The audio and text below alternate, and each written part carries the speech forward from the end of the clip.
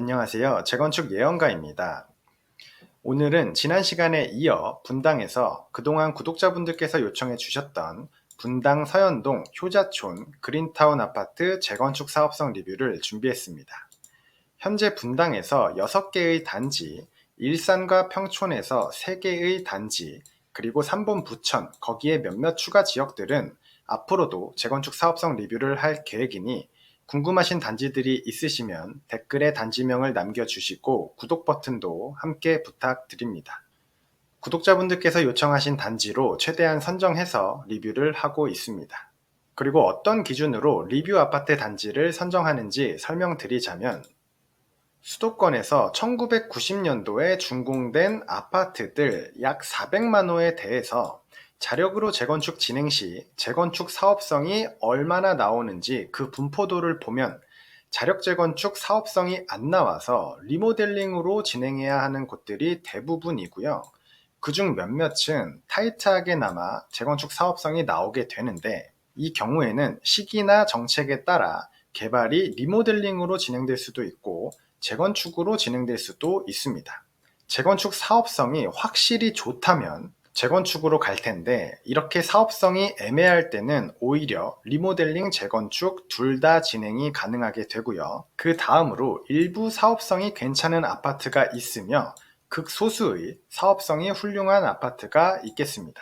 이 유튜브의 취지가 각 아파트 소유주 분들이 궁금해하시는 재건축 예상 분담금과 평형 배정 전략, 그리고 각 단지의 개발 방식에 있어서의 스마트한 전략 방식에 대해 코멘트를 드리다 보니 아무래도 자력 재건축 사업성이 안 나오는 이런 단지에서 위 정보를 드리는 것보다는 최소 타이트하게나마 재건축 사업성이 나오는 아파트들 위주로 그리고 구독자분들 요청이 많은 순서로 아파트를 선정하고 있습니다. 그래서 제가 소개해드리는 아파트들 대부분의 결론이 재건축이 가능하다가 된다고 해서 재건축 진행이 쉬운 거구나 라고 오해하실 수도 있는데요.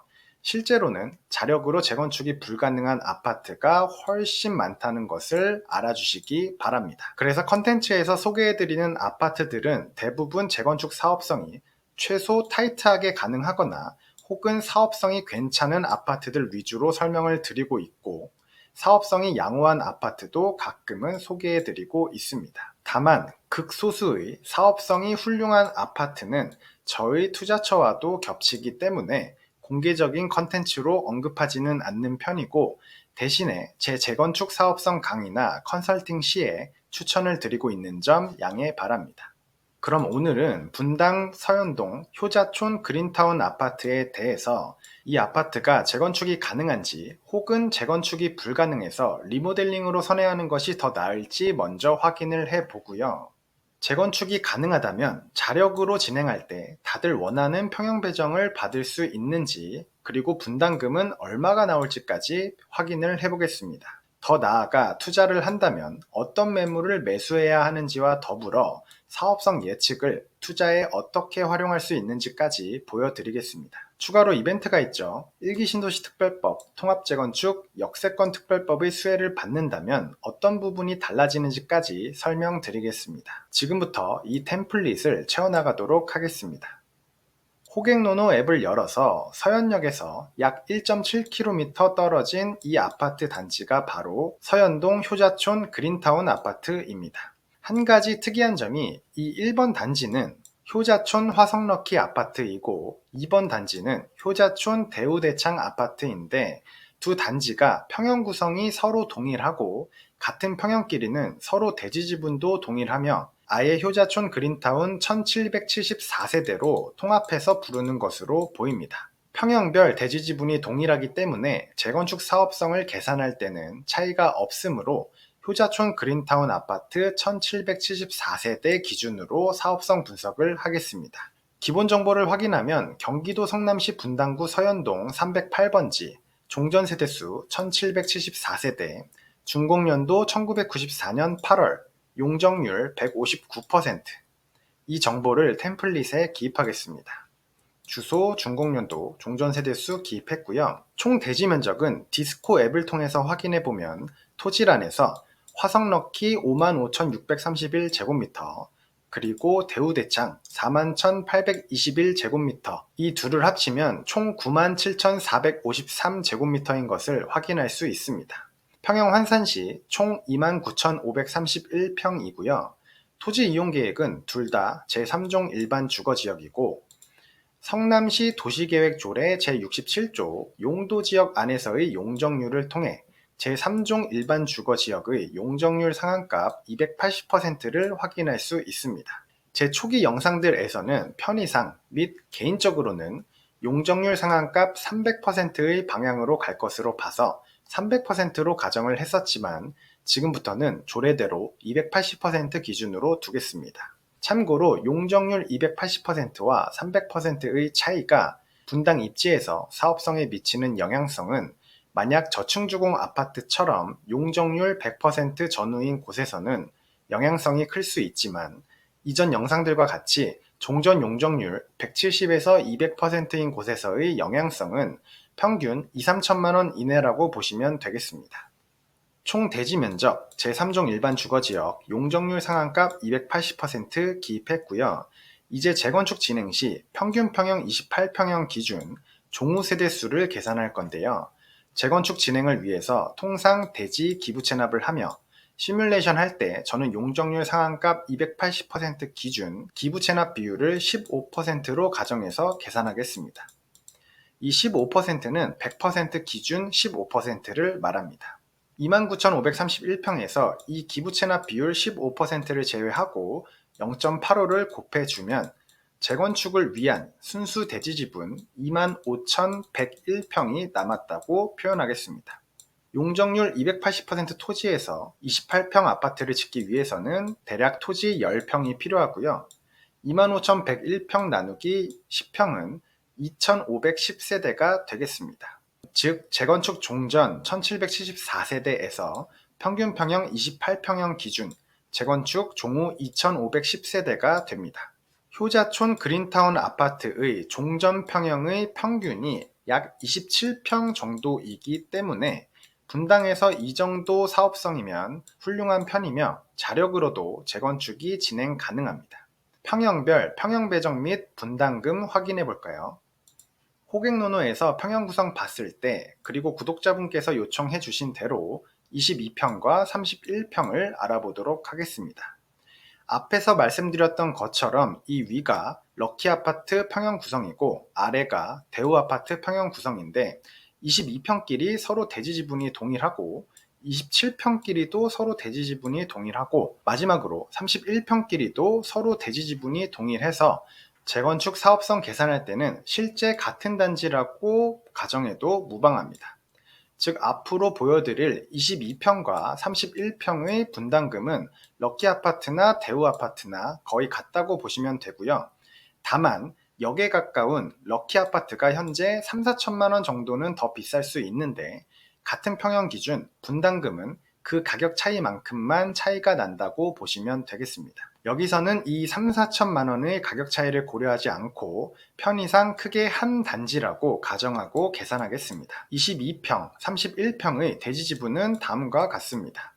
각각 기부 체납 15%를 가정하면 재건축을 위한 순수 대지 지분은 다음과 같고요. 용적률 280% 기준 각각 자력으로 배정받을 수 있는 보장된 최대 평형까지 계산해보면 다음과 같이 예상합니다. 여기서 보장된 평형이란 어떻게 이해하시면 되냐면, 내 대지 지분으로 최대한 높은 평형을 신청하고 공사비는 내가 다 부담하겠다 라고 했을 때 신청할 수 있는 최대 평형입니다. 그렇지만 실제로는 예를 들어 종전 31평이 보장된 평형인 45평을 신청할 수는 있겠지만 분담금, 즉 전액 부담해야 하는 공사비가 약 6억 원은 될 것이기 때문에 현실적으로 모두가 45평을 신청하지는 않겠죠. 그래서 주로 신청하게 될 평형 기준 분담금을 알아보도록 하겠습니다. 종전 22평 기준 재건축 종후 24평 신청 시 분담금은 약 1억 6천만 원 예상합니다. 여기서 소유주분들 중 일부는 33평 배정도 가능한지 궁금해하실 텐데요.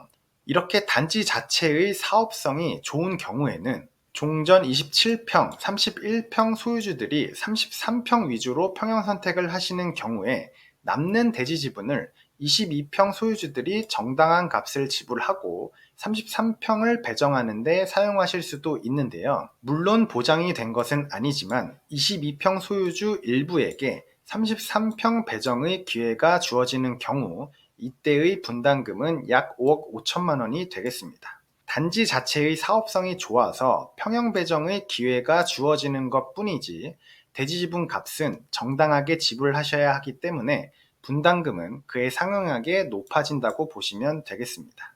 다음으로 종전 31평이 종후 33평 배정 시 분담금 6천만 원 예상합니다. 만약 평형을 조금만 낮춰서 30평으로 배정받는 경우 환급금 1억 1천만 원으로 돌려받게 됩니다. 정리하면 분당에서 이 정도 사업성이면 아주 양호한 수준의 사업성이고요. 이렇게 재건축 사업성을 디테일하게 남들보다 먼저 계산할 줄 알게 되면 투자 의사결정에 어떻게 활용할 수 있는지도 보여드리겠습니다.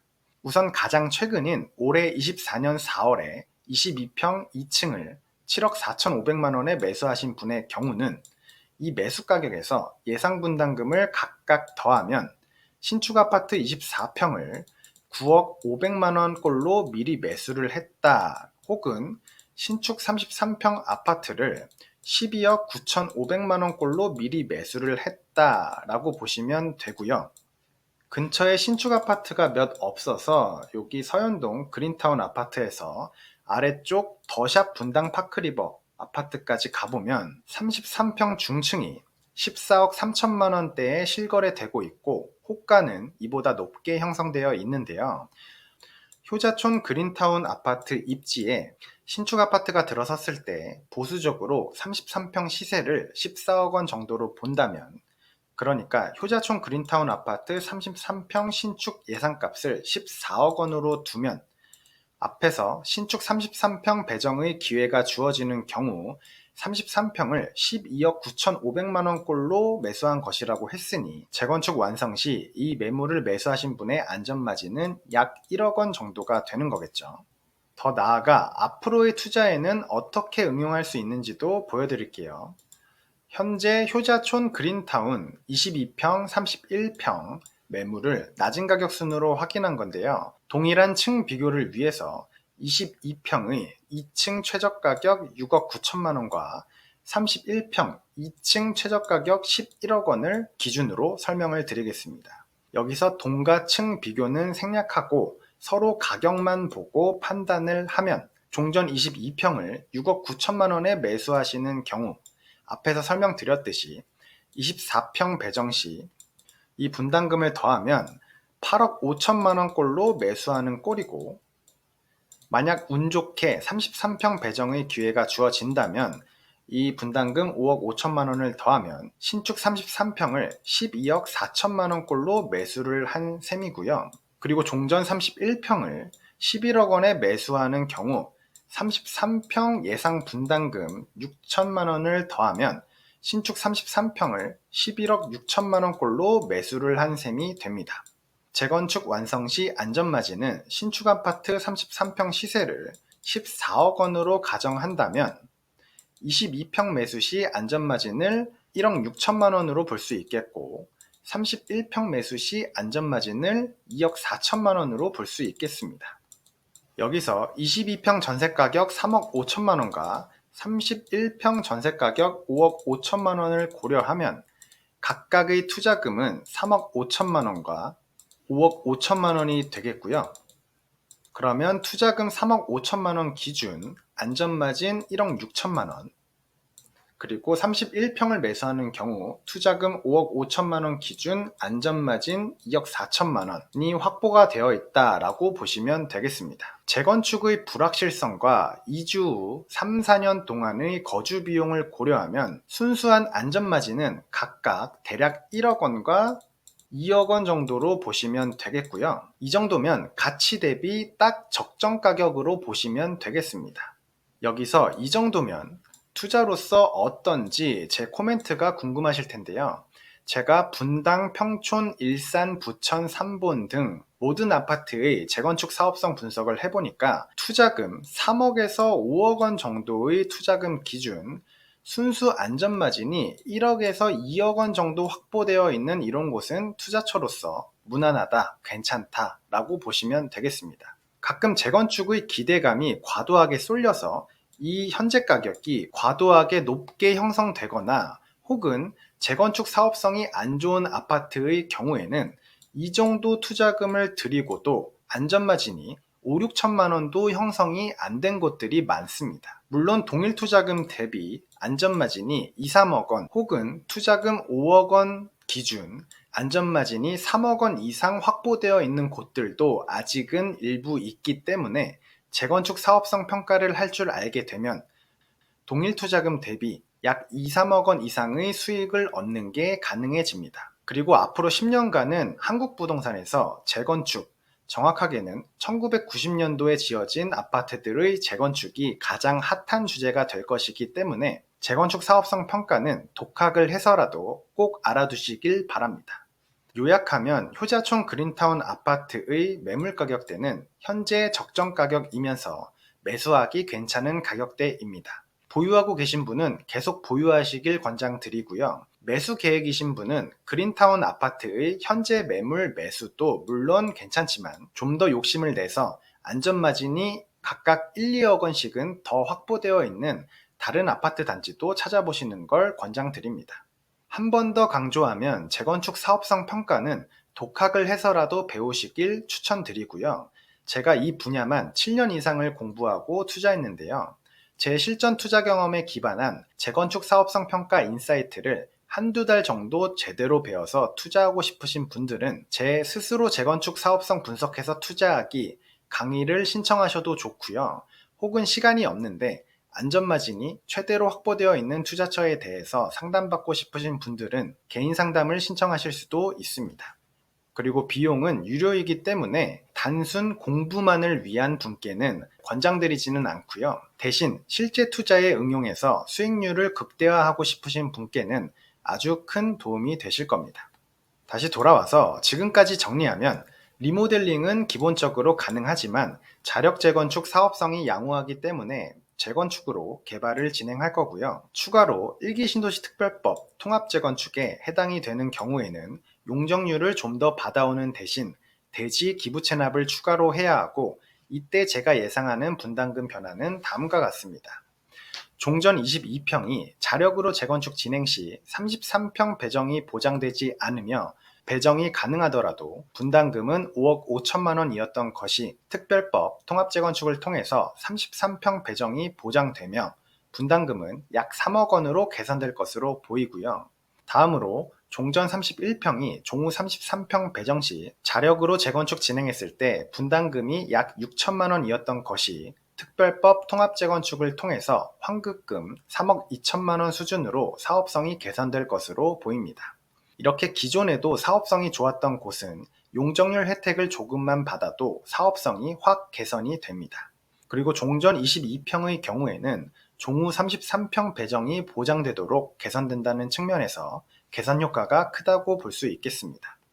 총평 정리하면 자력 재건축 진행이 가능하고 특별법 통합 재건축을 통해서 개발을 진행하게 되면 사업성 측면에서는 사업성 개선 효과가 확 커지기 때문에 가급적 특별법 통합 재건축을 통해 진행하는 게 유리합니다. 그렇다면 어떤 단지가 결국 1기 신도시 특별법의 선도지구로 선정이 돼서 혜택을 받게 될 단지인지 궁금하실 텐데요. 이것에 대해서는 제가 미리 만들어 놓은 1기 신도시 재건축 선도지구로 선정되려면 가장 중요한 것은 이라는 영상을 오른쪽 위에 올려드릴 테니 꼭 보시고 전략을 잘 수립해서 선도지구에 응모하시길 바라겠습니다. 오늘은 분당 서현동 효자촌 그린타운 아파트에 대해서 재건축 사업성 리뷰를 해보았는데요. 분당은 재건축 사업성이 타이트한 곳들도 많다는 것을 생각해 보면 이 정도 사업성이면 훌륭하다고 보시면 되겠습니다. 오늘 영상이 도움이 되셨다면 좋아요, 구독 눌러주시고 질문 있으신 분은 댓글로 남겨주시기 바랍니다. 그럼 저는 다음 시간에도 구독자분들께서 요청해주신 단지 중에 한 단지를 선정해서 리뷰하도록 하겠습니다. 감사합니다.